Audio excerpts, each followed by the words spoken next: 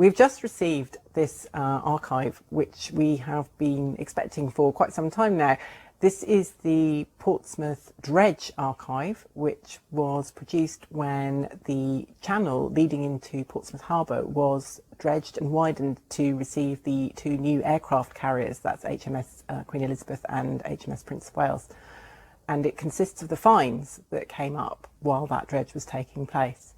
This is a new archive from Wessex Archaeology, and we will be looking at some of the finds for the very first time with you today. One of the really star items from the archive is this ship's badge or crest from HMS Ganges, which is incredibly heavy. It's made of brass and it came out of the harbour, and it would have been fixed to the ship of the same name. Why it ended up on the bottom of the harbour, we don't know. HMS Ganges, it was eventually became one of the naval training establishments, which was eventually ended up at Shotley near Ipswich. But they started off as ships that were used for training boys to join the Royal Navy. So the badge is made of brass, but you can see quite clearly that it was painted in the past. So there are remains of paint here at the top on the crest, but also around the edges where you can see the remains of yellow paint. And research has shown that actually the entire outer edge of this badge would have been painted yellow. There's an elephant theme developing with these finds from the dredge. So the badge for HMS Ganges on the crest here is an elephant.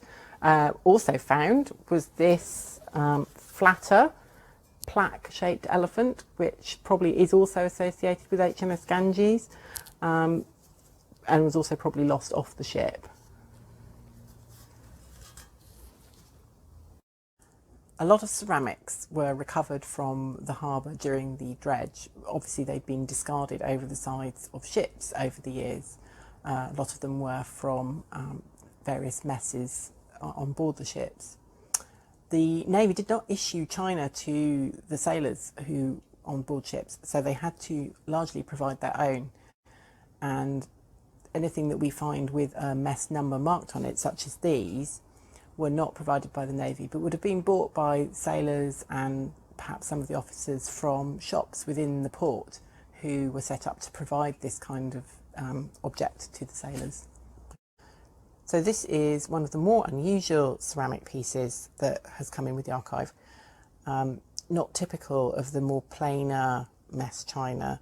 It's really quite elaborate, and it's got these rather lovely images of ships around the edge. So this is a paddle-driven vessel, but it's marked again in the middle with the mess number. So again, it would not have been issued by the Navy, but would have been bought, and is probably part of a much larger set.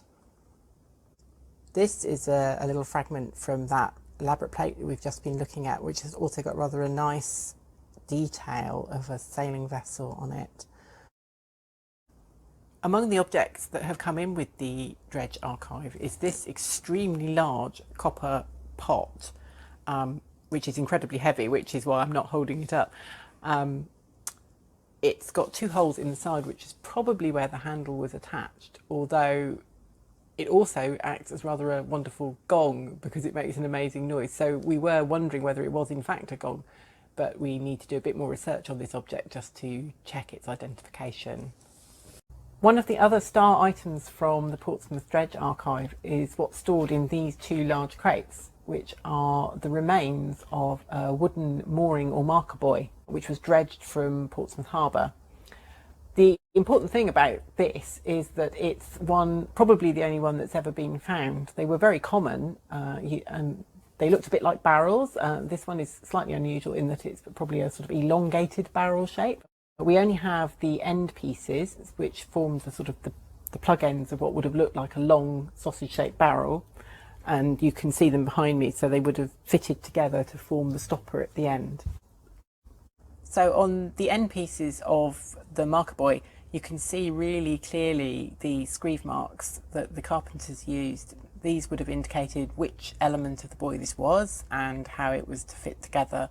It could also be marks indicating the piece of timber that came into the dockyard. So these marks had various uses.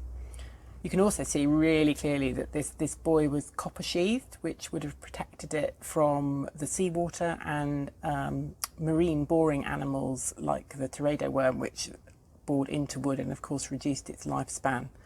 And there's even the remains of some of the caulking that was used to keep the water, help keep the water out around the copper sheathing.